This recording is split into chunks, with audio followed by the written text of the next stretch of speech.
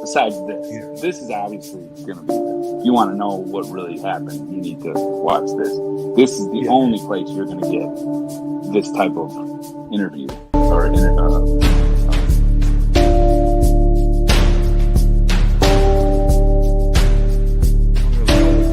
don't really know what this is, but I didn't do it. I'm innocent, Judge. I'm not guilty. I'm innocent.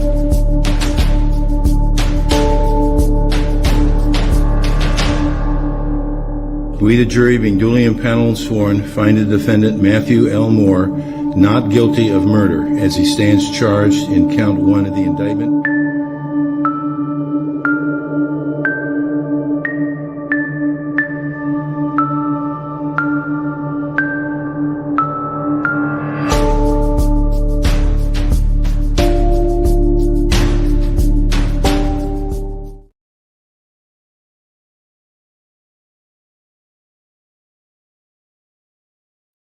Good morning, Tim. How are you, mate?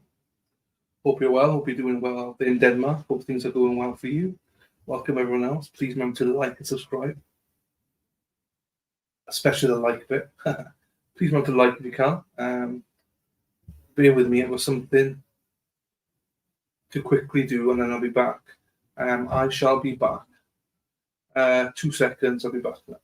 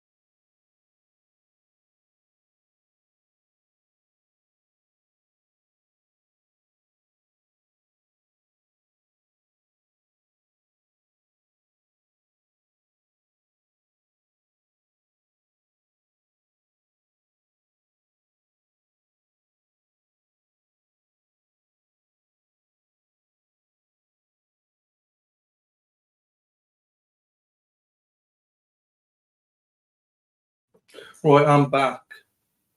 I think, when you go live, oh, no wonder there's some noise. I was thinking headphones are still in. Right, let's get going. Let's get flying on this one. I'll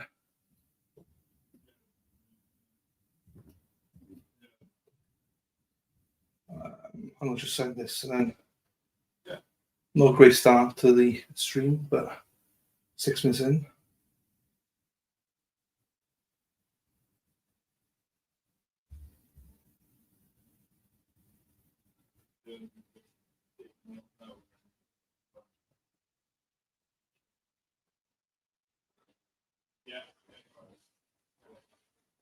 Okay, so here we are. Right, let's go through this. Day 3 of Vince McMahon, WWE. So this is the promised third part. Done part 1, part 2. Please go and have a look at them if you haven't seen them. This is part 3. It was just too much to do. So I've got a little bit of time to do this before another trial. And then, off we go. Right. Sorry, I see you there, Tim, but I'm going to ignore the chat because I just want to get through this as much as possible because I keep getting delayed. So don't mean that in an offensive way. You just want to read through this. So, number 214, page 43 out of 67. So the negotiations of the NDA were brief, lasting only 8 days. Ms. Grant reminded McMahon that the NDA ought to address people who knew about their relationship, including but not limited to WWE Corporate Office Number 1, WWE Corporate Office Number 2, John Laurinaitis, and McMahon's personal assistants. Ms. Grant and her attorney sought to incorporate the list of individuals who had knowledge of the relationship with into Schedule A in the NDA. Ms. Grant's request revision were flatly rejected by McMahon and WWE, who reverted to their original draft rather than incorporate any of the proposed changes, with the exception that, as of the date of execution, Ms. Grant would not speak of the relationship. 215, on or around January 26th, 2022, McMahon articulated an even more pressing need to get the NDA signed immediately, informing Ms. Grant that he was under a tight deadline to report pending or threatened legal actions to the WWE Board of Directors, specifically the Audit Committee, and that McMahon and his attorney could not do so unless Ms. Grant signed the NDA. He informed Ms. Grant that the board members were concerned about the delay. Well, tough, as they say.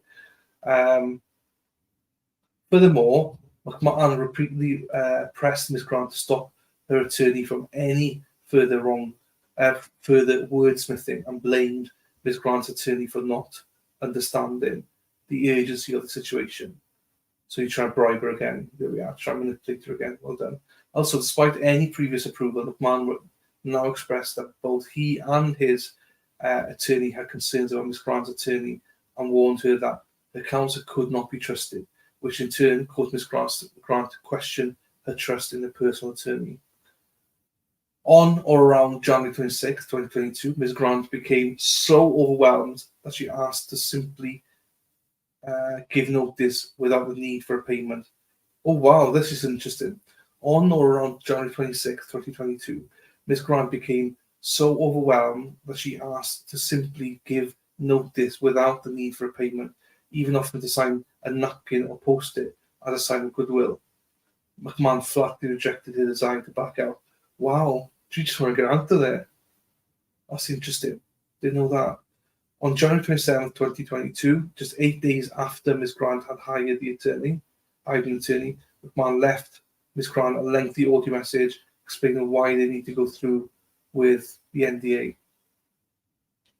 pushing her to hurry up and sign the NDA and advising that he would be double fucked if she did not, presumably referring to both his divorce and report to the board of directors. So there we are, mate. Look after your number one again, as always, Vince McMahon. Look after yourself. Fuck everyone else. Between on January 27th and January 28th, he there were unresolved edits that led to panic phone calls, including attorney confidentiality clause on signatory line, and Miss Grant's counsel said he would never sign. Also, the deadline to sign the NDA was pushed up from January 31st to January 28th. So they were desperate for to sign this. A quicker, they put pressure on it, just sign it. Your attorney doesn't know what they're talking about, just sign it.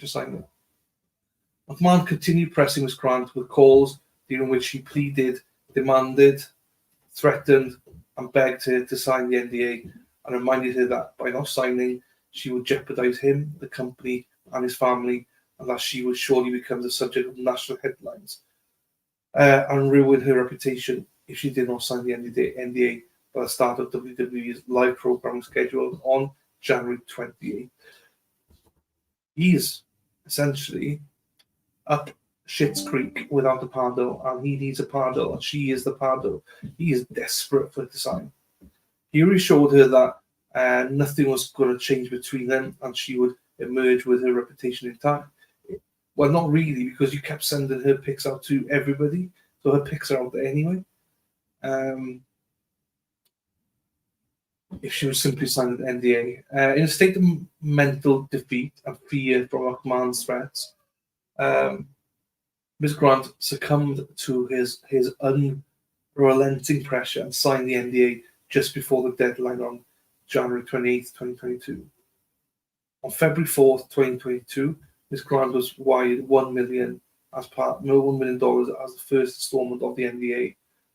On February 28th, 2022, Ms. Grant was wired $10,000 to cover her attorney's fees incurred in connection with the NDA. Both wires were sent with originator described as Vincent K. McMahon, CEO, courtesy of WWF, and the originator's address of 1241 East Main Street, Stamford, Connecticut. So I'm just trying to work this through as we go on. WWF rather than WWE. On February 9th and 10th, 2022, Ms. Grant gave notice to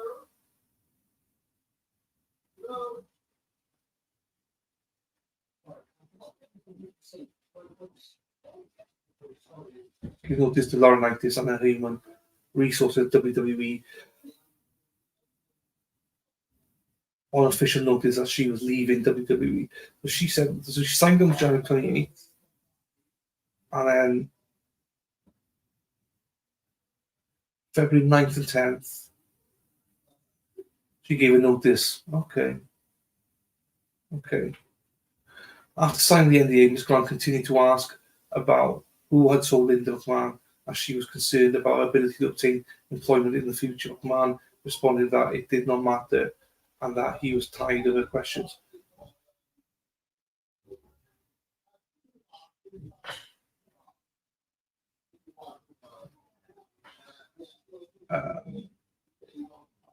After the NDA was signed, McMahon, wearing only a white robe, met Miss Grant in his condo to review outstanding business items. As Miss Grant was proceeding to the door to leave, McMahon grabbed her arm, and before she exited, and commanded her to do one last thing and get on your knees. Fucking hell. I find it quite hard. Some people might laugh and stuff and go, it's easy to read. This is quite hard. One last thing. Get on your knees. I mean, what a way to treat a human being. Not even just to treat a woman, but to treat a human being like this is horrible. As Miss Grant knelt on the hard floor, I mean, she doesn't help herself, obviously, don't get me wrong, but in some instances, but still, as Miss Grant knelt on the floor, on the hard floor, barely a few feet away from the front door, McMahon opened his robe and ordered her to eat him. McMahon grabbed the back of Miss Grant's head and slammed her face into his crotch a couple of times till she gagged and pushed him away, telling him to stop and that she couldn't breathe. McMahon responded that she wouldn't get away that easily and held her head as he forced himself back in her mouth until she had no air. Miss Grant tried to push him away, but he held her head firmly in place and loudly commanded her to look up, followed by "Take it, bitch." They momentarily made eye contact before McMahon force caused Miss Grant's body to convulse and retch with tears streaming down her face. McMahon then realised his hold and closed his robe, and she stood up. After leaving,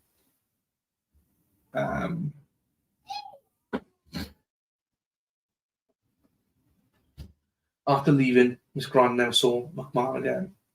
On March 2nd, 2022, while Miss Grant was away on a trip to Florida, McMahon called Miss Grant to advise that it would probably be the last time she would hear from him, and if she needed anything to contact WWE Corporate Office Number 1 or WWE Corporate Office Number 2.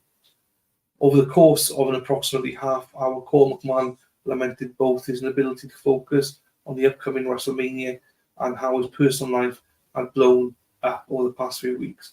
Towards the end of the conversation, McMahon and Ms. Grant agreed to resume contact after WrestleMania. He had instructed Ms. Grant to continue having sexual relations with other men, including WWE superstar in the meantime.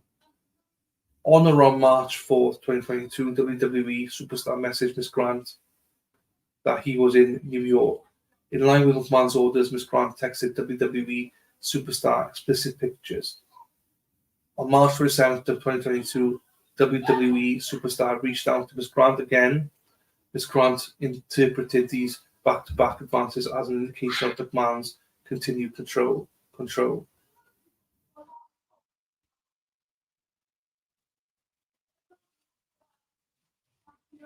Hang on. Bear with.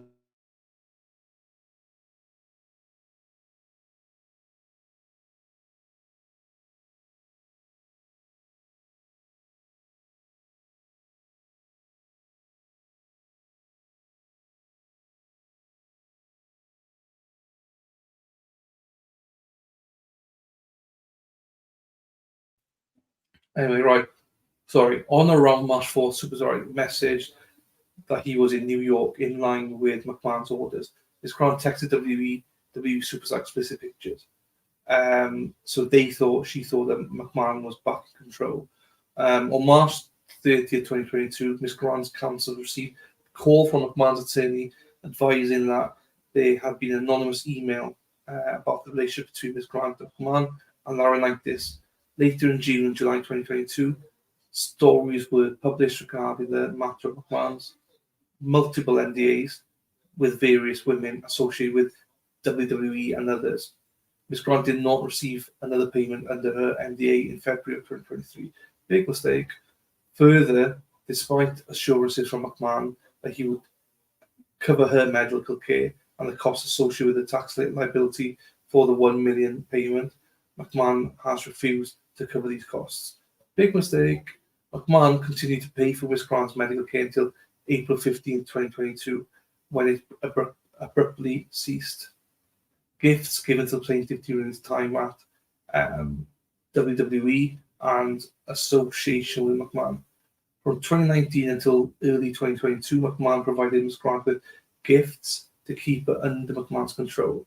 Upon information and belief, the gifts provided to Ms. Grant included ones purchased by McMahon and expensed them to WWE. Examples of the items received by Ms. Grant from McMahon in 2019 included the following: alternative clinical medical care and medical and cosmetic services and products, clubhouse access tickets to the Belmont Stakes, WrestleMania private full day transportation and premium tickets, $2,000 Nordstrom gift card, and a massive box of Godiva. I don't know what Godiva is. Examples of the items received by Ms. Grant from McMahon in 2020 included the following: $20,000 towards surgery, paid directly to a surgeon's office, pearl/diamond paved lariat necklace from Betteridge in Greenwich, CT, blue cashmere knee-length cardigan, Nordstrom, blue Burberry check cashmere scarf, Nordstrom, blue cashmere and fur hat, Nordstrom, grey cashmere shawl, Nordstrom, Celine sunglasses, Nordstrom, cable knit throw blanket, and Large bouquet of flowers delivered approximately every other week. Example of these items received by Miss Grant from McMahon in 2021 included the following: 2022 BMW 430xi, $5,000 gift certificate at Landfire Spa, 2 private chef catered dinners in McMahon's condo, gold and diamond paperclip necklace from Betteridge in Greenwich City, $15,000 Bloomingdale's gift cards, food assortment display, an antique tea ceremony set from Saudi Arabia, and large bouquets of flowers delivered approximately every other week. Miss Grant was a subordinate and vulnerable victim to predators, not a consenting willing participant. Miss Grant was groomed and coerced by McMahon and Laurinaitis, and the WWE stood by facilitated efforts to keep Miss Grant employed with WWE to ensure McMahon's continuous sexual exploitation. In addition to what Miss Grant and the medical providers who examined her following the abuse will testify to, there is ample other evidence of Miss Grant's mental state and her attempts to avoid this unfortunate circumstances she found herself in. In January 2021, Miss Grant sent a message to resident manager stating that she was miserable at WWE. I don't say it to Vince, but as grateful as I am for my job and my salary, I'm actually miserable. Mismanaged all the time. They admit they don't know what to do with me. Nobody gave a fuck when I was harassed and retaliated against, to the point my reputation was questioned and my work was taken away.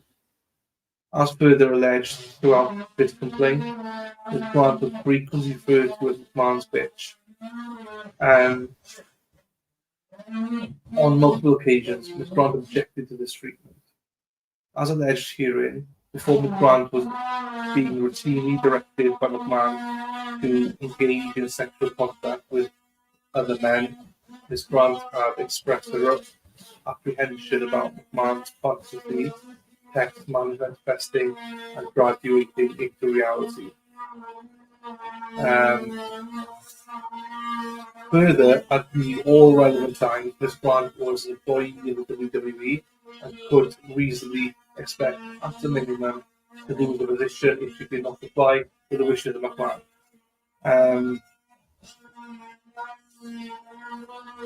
If McMahon, what's that, Tim? We got, well, she accepted all the gifts and did not refuse wherever happened to her at the moment, so I don't see what they now.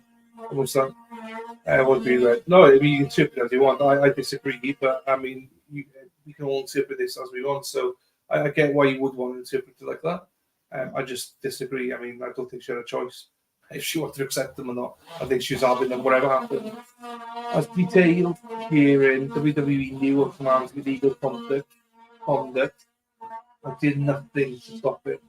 This is self-evident from the numerous executive level and board members who were privy to McMahon's involvement with this brand, as well as prior incidents involving sexual misconduct.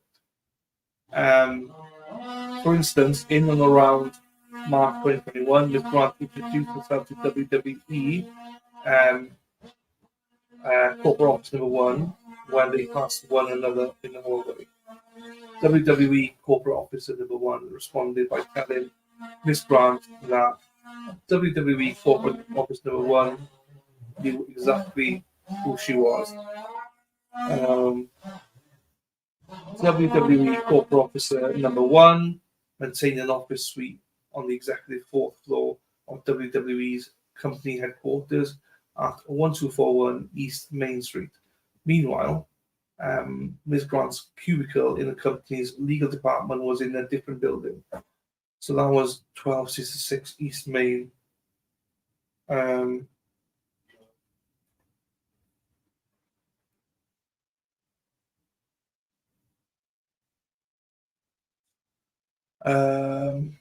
across the street from WWE corporate office number 1's office.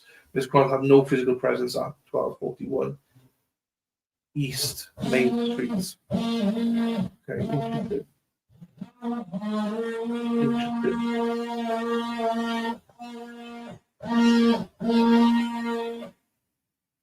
Given that WWE corporate officer number 1 is a highly ranking WWE officer. Miss Grant was an entry-level coordinator in the legal department. It's unusual that the WWE corporate officer number 1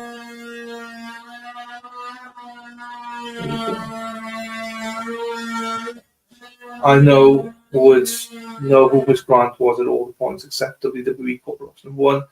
I knew of Miss Grant at least in part by hearing about the ongoing exploitation of Miss Grant by McMahon. Following the Miss Grant's message to McMahon on March 9th, 2021, McMahon summoned Miss Grant to his condo that evening for a conversation during which McMahon confirmed that WWE corporate officer number 1 indeed knew exactly who she was, as McMahon had met privately with WWE corporate officer number 1 and WWE corporate officer number 2, and advised these individuals of McMahon's connection to Miss Grant. McMahon continued this conversation by detailing to Miss Grant that they had expressed concern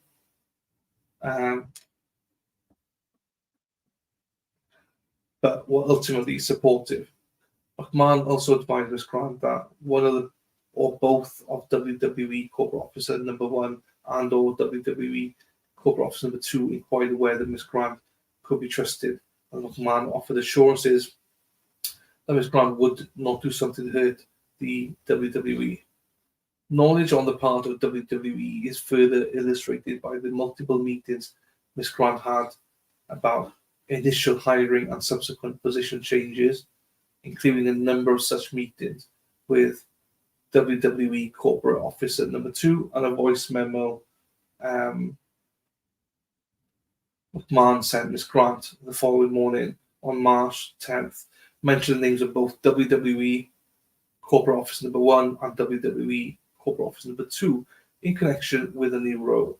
It's unusual for the executive chairman or CEO to name drop 2 of the company's highest ranking officers in connection with a coordinator's position, first job in promotion, especially as there are human resource partners assigned to each department.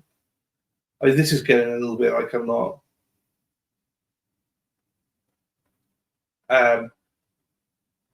They're just going into what people knew and stuff. I mean, it's sort of relevant, but sort of not. A single thing. McMahon's abuse of Miss Grant did not come as a surprise to anyone at WWE because he had faced numerous prior accusations of sexual misconduct, including 1994 former WWE referee Rita Chatterton alleged that McMahon had raped. Oh, Jesus, I need to read this before I say stuff. Her after luring her into a limousine to discuss her career. She recounted it from the New York Times. I was forced into oral sex with Vince McMahon, but I couldn't complete his desires. He got really angry and started ripping off my jeans and pulled me on top of him and told me again that if I wanted $500,000 a year contract, I would have to satisfy him. He would make me or break me, and if I didn't satisfy him, I was blackballed, and that was it. I was done. In February 2006, the Palm Beach Post reported that McMahon had shown nude pictures of himself in a tallying booth attendant. Made unwelcome advances and finally cornered her in tallying booths and groped her. Former spa manager at California Resort accused McMahon of assaults at the resort in 2011. To further illustrate knowledge of the culture of sexual misconduct at WWE, top-level executives not only failed to properly investigate abuse, but also compounded Miss Grant's suffering by making public statements that trivialize the harm perpetrated upon her.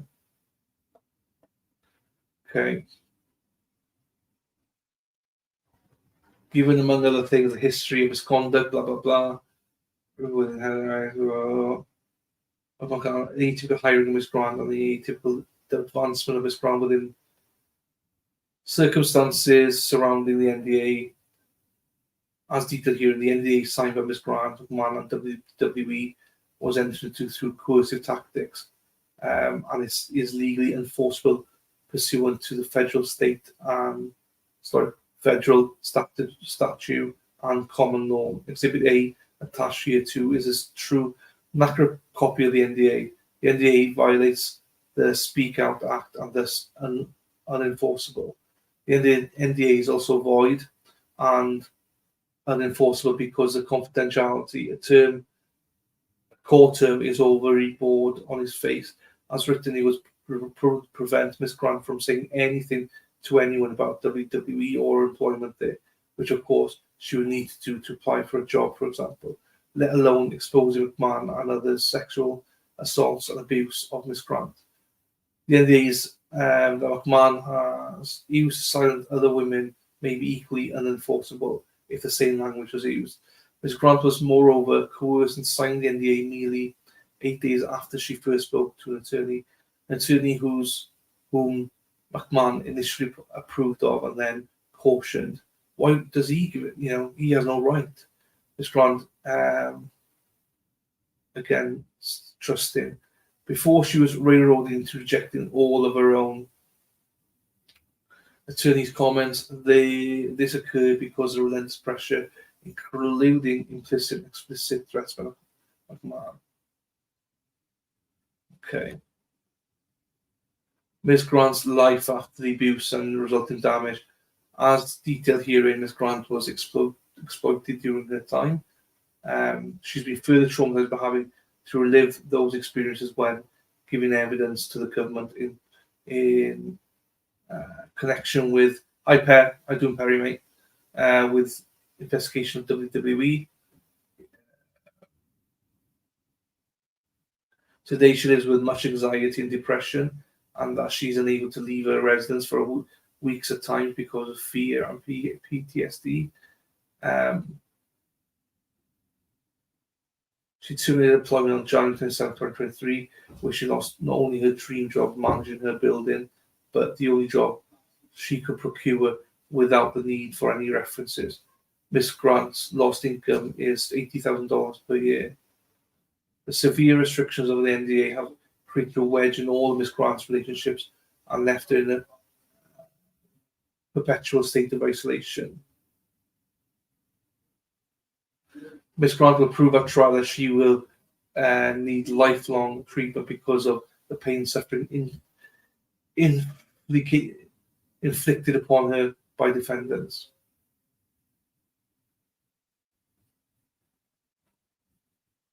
There's a lot of these things that were not in there. It's just too much lingo. I'm not going to go into it.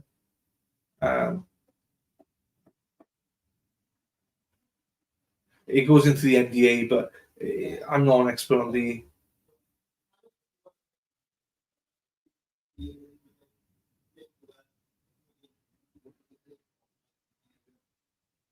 So she did receive $1 million, but she still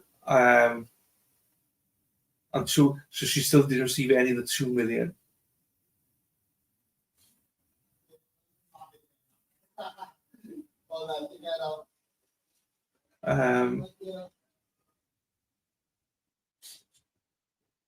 Yeah, we've gone through some of these things.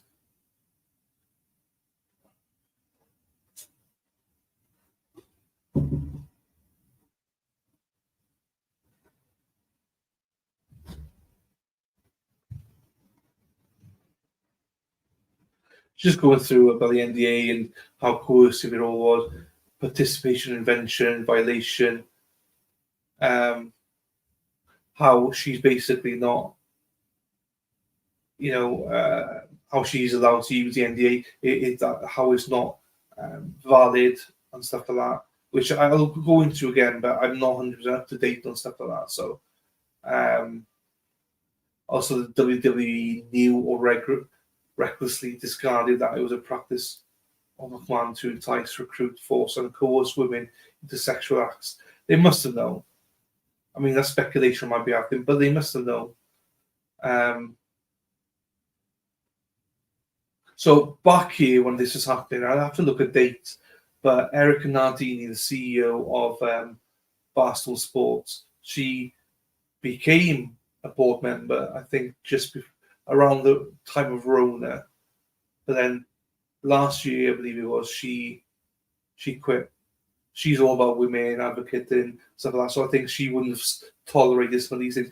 So that's interesting timing that she quit when she did. Maybe she sniffed it out. I'll have to look at the dates of that. See, I'll do a timeline and see if that cooperates that bit. Because what I want to do is probably do a timeline of this to fit it all together, because a lot of this is repetitive. And WWE corporate office number 1, to need to find out who they are and just link them in what they did. So I think I need to go through this in more details and map it all out. Yeah, I mean, yes, WWE has a responsibility and duty as an employer to ensure the safety, protection, and well-being of its employees. 100% they do. 100% they do. Notwithstanding its responsibility and duty, WWE knew or actually disregarded that it was a practice McMahon allowing to entice, recruit, force, and coerce women. Yeah, again, we're repeating it, but yeah, it's true.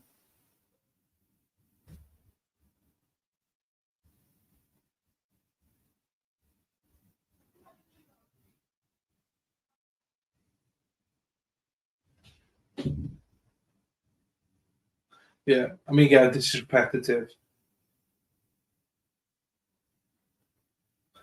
I mean, there might be some bits in it, but I'm not going to read it all. Okay, I've learned my lesson reading everything all the time. Yeah, all this is covered. We covered it all.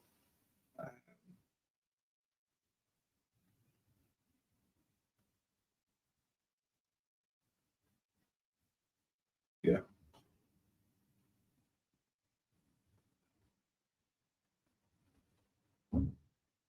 What I'm trying to do is trim it down.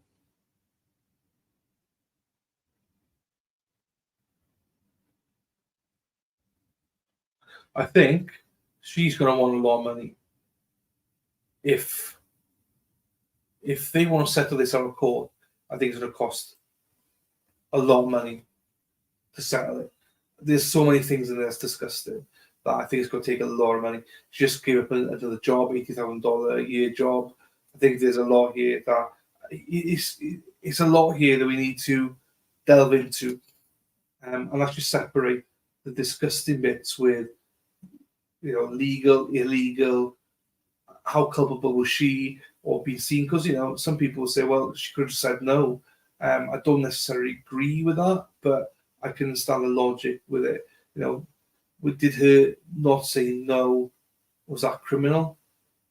The fact that she said no, but then she did consent to it somewhat. It's complicated. I think we need to dumb it down a little bit more. We need to dumb it down. Talk about dummies. Hey, Mexi Texi. Hey, Mexi. I'm only joking. You're not a dummy. You're awesome. I'm a dummy. I need to dumb this down a bit. I'll do a timeline on it. It's interesting to me that how bonkers is to me that no one's interested in this, or doesn't seem to be interested in the whole thing. Because when you read put in WWE and stuff, there's hardly ever mention about Vince McMahon and all this. It's as if they just want to forget about it and disassociate him with wrestling. They care more about wrestling than they do about this woman, which is a little bit sickening to think about. But lots of people, no one's mentioning this. So I don't know. Find it a little bit bizarre, a bit weird.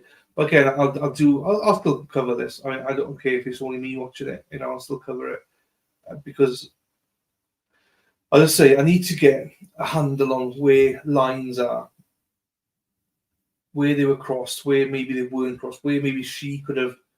Did she consent? Did she not consent? Did she?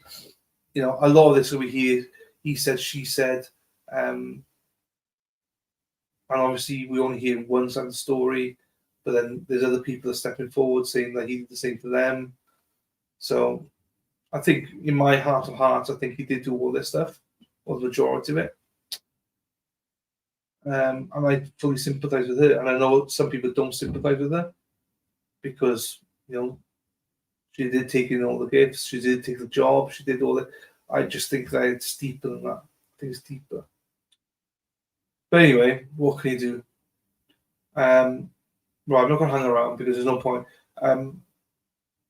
Disappointing how repetitive it all was in the end. But as I say, I'll do another timeline and or I might cover a little bit more on Wednesday, I think. Maybe. We'll see.